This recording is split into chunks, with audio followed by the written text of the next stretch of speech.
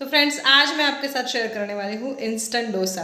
ये मैं दावे के साथ कह सकती हूँ कि ये जो डोसा है, ये जो रेसिपी ये मेरी खुद की है। क्यों खुद की है? क्योंकि 9 साल पहले मेरे घर छोटी चक्की आई थी। ये जो छोटी चक्की है, जब आई थी तो मैंने बहुत सारे एक्सपेरिमेंट किए थे। बहुत सारे जो अनाज है उनको मैं पीस कर नई नई चीज़ें बनाने की कोशिश करती थी, जिसमें से ये एक है इंस्टेंट डोसा। साथ साथ देखें कि नए नॉनस्टिक पैन को यूज़ करने से पहले हम क्या करें कि उसकी कोटिंग सालों साल बनी रहे। इसी के साथ मेरी सासू माँ ने मुझे क्या गिफ्ट भेजा है ये मैं आपके साथ शेयर करने वाली हूँ, तो वीडियो को अंत तक ज़रूर देखें।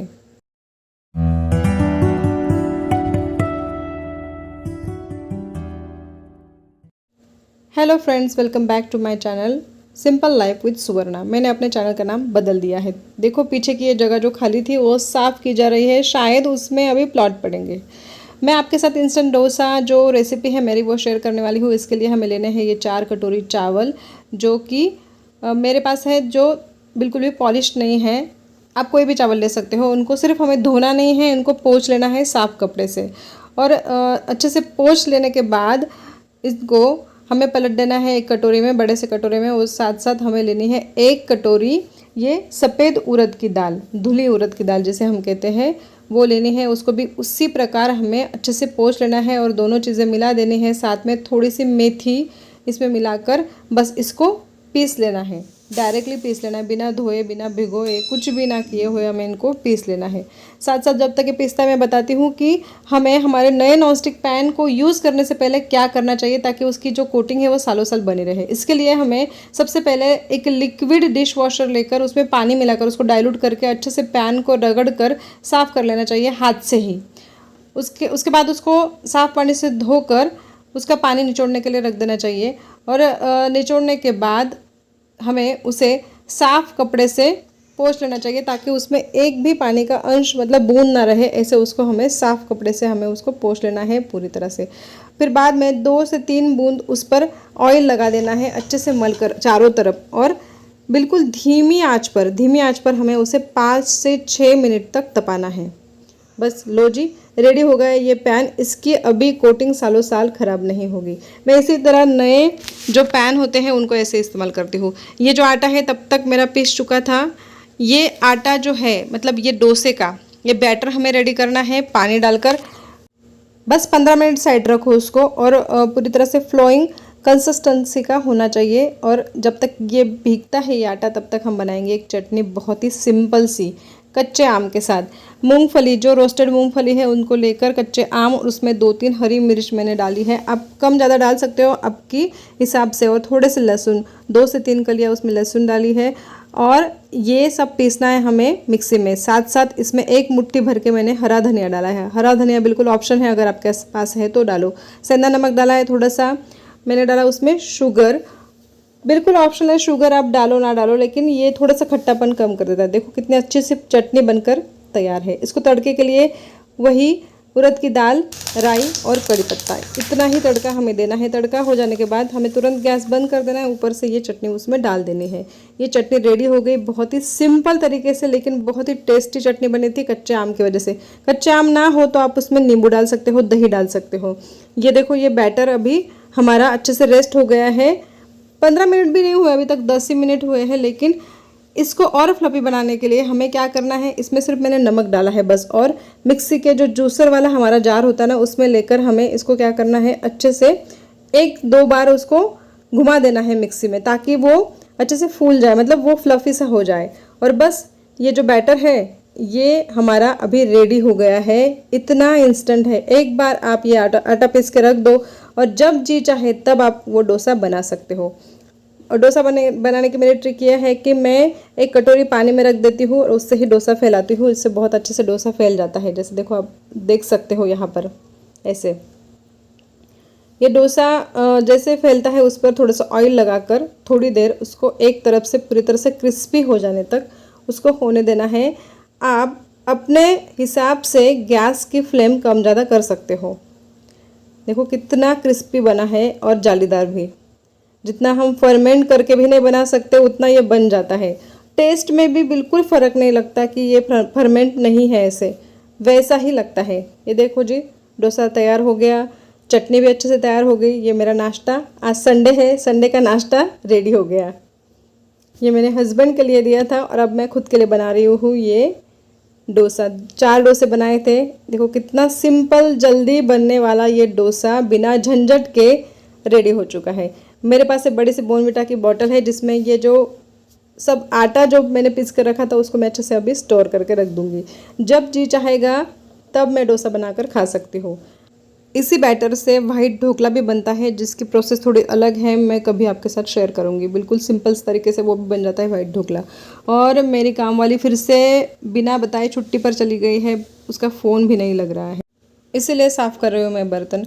बर्तन साफ़ हो जाने के बाद मैं सिंक को अच्छे से घिस कर उसमें हमेशा मैं एक जाली लगा कर रखती हूँ ताकि कोई पार्टिकल अंदर ना जाए, जिससे कि अगर पार्टिकल अंदर जाता है तो सिंक में बदबू आने लगती है। तो ये जाली बहुत अच्छे से काम करती है। साथ में सिंक पर एक नेफ्थलीन की गोली रखें ताकि कॉकरोचों की संख्या ना बढ़े। फ्रेंड्स, आप भी ऐसा करके देखें, आपको भी समझ में आएगा कि इससे कॉकरोचों की संख्या कितनी कम हो जाती है। मैं हर सिंक में नेफ्थलीन की गोली रखती हूँ। बर्तन हो गए मेरे, बर्तनों का पानी भी निचुड़ गया, उनको मैंने नीचे रख दिया उस टोकरे को। और अब मैं कर रही हूँ किचन की क्लीनिंग। सुबह की ये किचन की क्लीनिंग है। अभी तो लंच बनाना बाकी है, लेकिन मैंने सोचा कि इसको अच्छे से क्लीन कर लिया जाए ताकि लंच के बाद फिर इतना ज़्यादा क्लीन करने की ज़रूरत नहीं पड़ेगी। अभी इसको अच्छे से क्लीन कर रही हूँ।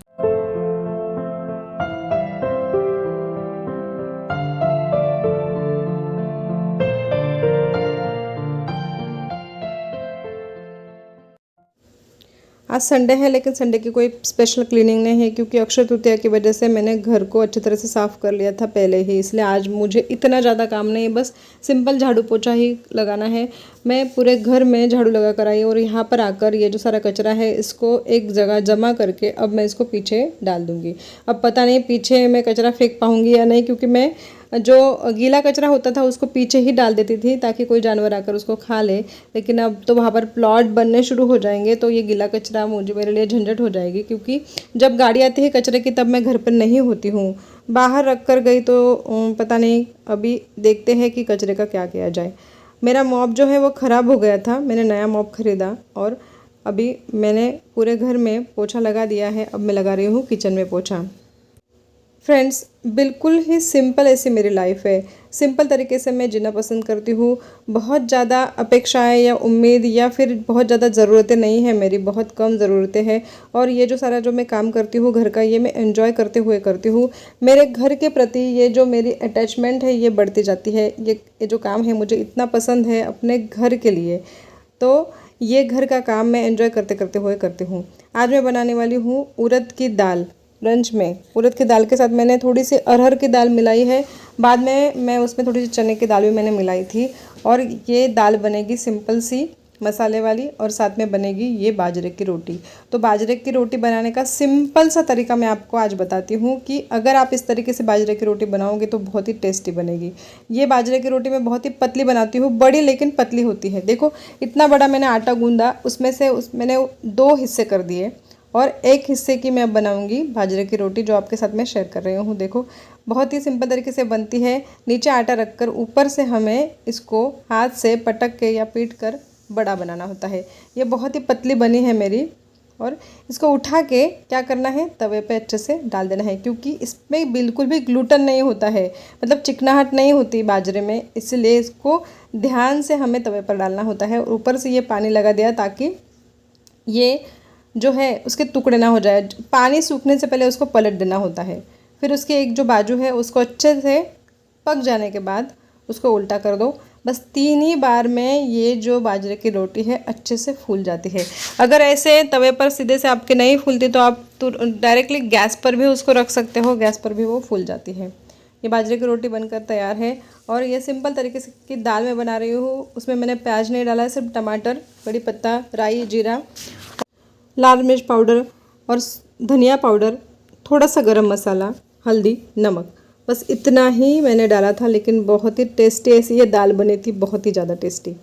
बहुत बार हम ये जो सिंपल सा खाना खाना पसंद करते हैं, ये हमारे गांव देहात में ऐसा खाना बहुत बार बनता है। इसके साथ आम का अचार, प्याज या फिर कच्चे जो आम होते हैं उनमें नमक मिर्च लगाकर भी बहुत ही ज़्यादा मज़ा आ जाता है ऐसा खाना खाने में। और दोस्तों ये खाना कितना भी भरपेट खाओ इससे वेट तो नहीं बढ़ेगा, इसलिए इसको आराम से हम खा सकते हैं। ये मैं हस्बैंड जी की प्लेट लगा रही हूँ, इसमें रखे मैंने गाजर और वही कच्चे आम जिन पर मैंने नमक, मिर्च, हल्दी और तेल लगाया हुआ है। इसको मैं स्टोर करके रखती हूँ फ्रिज में।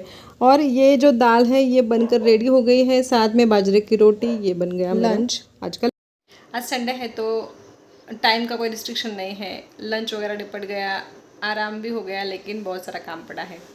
काम मतलब फिर से वो बर्तन मुझे घसने हैं जो लंच में मैंने इस्तेमाल किए थे। देखो सासू माँ ने मेरे लिए क्या गिफ्ट भेजा है, भेजे हैं ये पापड़, बहुत सारे। ये लाल ज्वार के पापड़ है और ये चावल के पापड़ है, 2 तरीके के पापड़ भेजे हैं। इनको मैं भर रही हुई डिब्बे में। दोस्तों ये मेरी सासू माँ का प्यार है मेरे लिए जो हर साल आता है। मेरी सासू माँ मेरे लिए पापड़ बनाकर भेजती है जो कि साल भर इन पापड़ों को हम एंजॉय कर सकते हैं। मेरी माँ मेरे लिए अचार बनाकर भेजती है और सासू माँ मेरे लिए पापड़ बनाकर भेजती है। ये दोनों का प्यार मेरे लिए है। देखो कितने अच्छे, मुझे लगा था कि ये 2 ही तरह के पापड़ हैं, लेकिन नहीं दोस्तों, 2 तरह के नहीं, ये 3 तरह के पापड़ थे।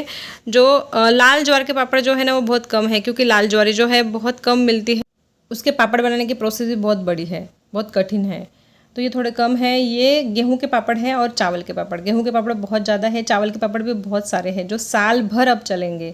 तो ठीक है दोस्तों, अब मुझे जाना है डी-मार्ट। अब मैं मिलती हूँ आपसे अगले ब्लॉग में। अगर आपको ब्लॉग पसंद आता है तो चैनल को लाइक और सब्सक्राइब ज़रूर करना। राम राम जी।